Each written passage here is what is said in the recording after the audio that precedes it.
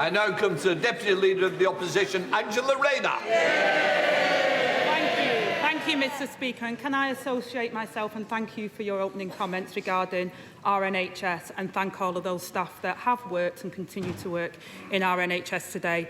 And I'm sure members across the whole House will join me in paying tribute to Lord Bob Kerslake, a decent and kind man who accomplished so much in both local and national government during a lifetime of public service.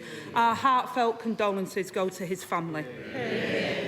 Mr Speaker, I'm glad to see the right honourable gentleman here today. I think I'm right in saying that I have the pleasure again next week, 2 weeks on the trot. They really have given up. Every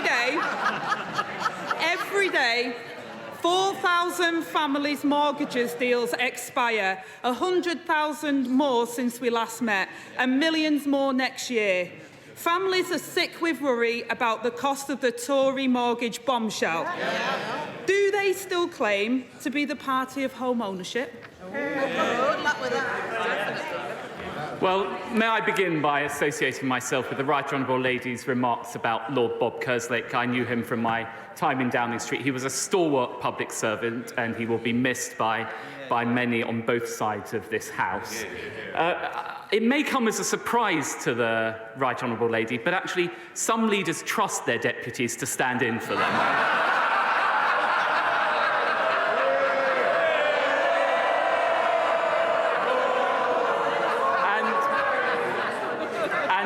When it comes to mortgage rates, I support the independence of the Bank of England taking the necessary measures to control inflation.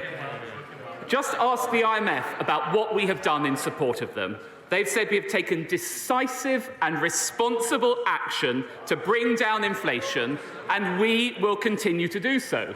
But what's Labour's plan? To borrow £28 billion a year, pushing up inflation. To cut our domestic energy supply, pushing up inflation. And to penalise workers saving into their pensions, pushing up inflation. There we have it from Labour. Endless borrowing and higher prices. Angela Rayner. Mr Speaker, we've had 13 years of Conservative failures, and that homeowners watching that pathetic answer will be cringing that they aren't celebrating the government's success. They're counting the cost of their failures, and the only thing that's not soaring in prices at the moment is his gags that are getting cheaper by the minute. And Mr Speaker, it's not just homeowners that are suffering. Security of renters have been ripped away too, with higher mortgage costs handed directly to them. Given most renters live in homes with buy-to-let mortgage, can he tell us, are buy-to-let properties included in their mortgage support package, yes or no?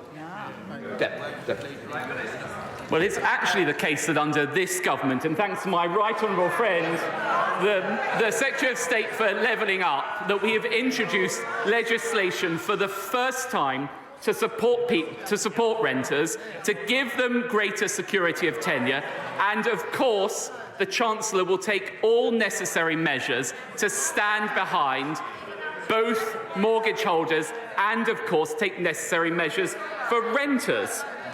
But look, we have a choice in this country, and the choice that we have made is to invest in our economy, giving us the fastest growing economy in the G7 for the past 2 years, creating jobs with record low unemployment and increasing people's wages by providing the national living wage, £1,600 into everyone's pockets. That's how this government is supporting people. Angela Rayner.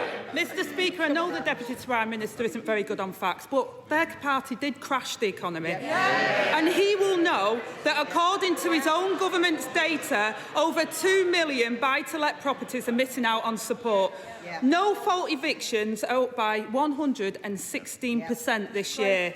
So will he tell us if the Prime Minister has a spine now to stand up to the vested interests in his own party and finally deliver their promise to ban no-fault evictions?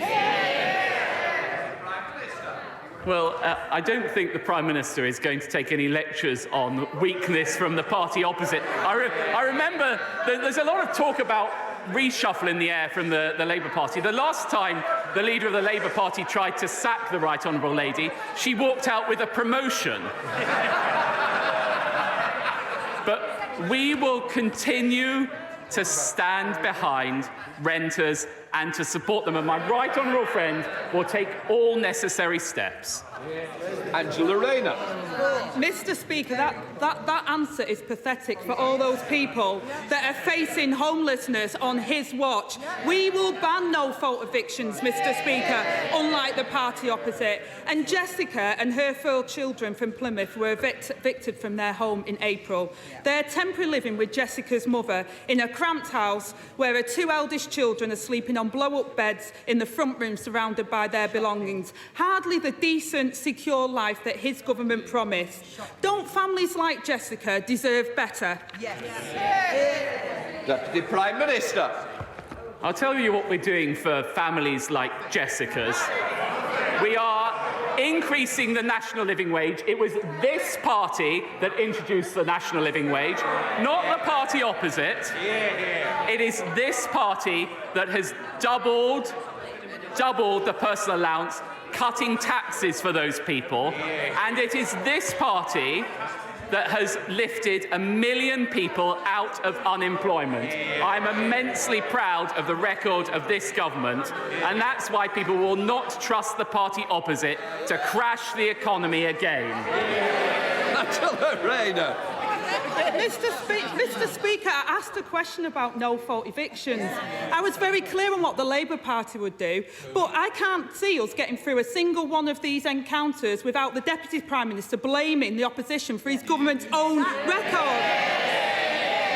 When asked yesterday about the record low number of council houses being built, the Housing Minister said she didn't recognise that statistic. When asked about support for people in temporary accommodation, she said it wasn't her brief, the brief of the Housing Minister. So if council housing isn't her responsibility, whose is it? Well, the party opposite may have failed to notice it's actually under this government that more council houses were built than when they were in office. It's actually under this party that we have record levels of housing being built. We stand very proudly on the record of this government, but look at what we have done more broadly. Inflation and waiting lists coming down, growth forecasts up, Albanian crossings down. Well, we're delivering on our priorities. What have we seen from the party opposite? They've U-turned 5 times in the last month already.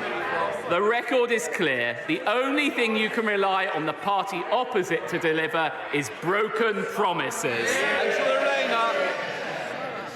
Mr. Speaker, talking about broken promises, house building is set to collapse to its lowest level since the war. Rents and mortgages are soaring, home ownership is plummeting, and over 1 million people are trapped waiting for a council house. There is one simple solution to this problem, and everyone knows it. So when will he finally stand up for the national interest instead of their own interests and build more houses? Prime Minister. I say to the Right Honourable Lady, she may not have listened to the answer I gave and just moved straight on to the next pre-scripted question. We have built more houses under this government than the party opposite. And I'm afraid it's the same old thing from her.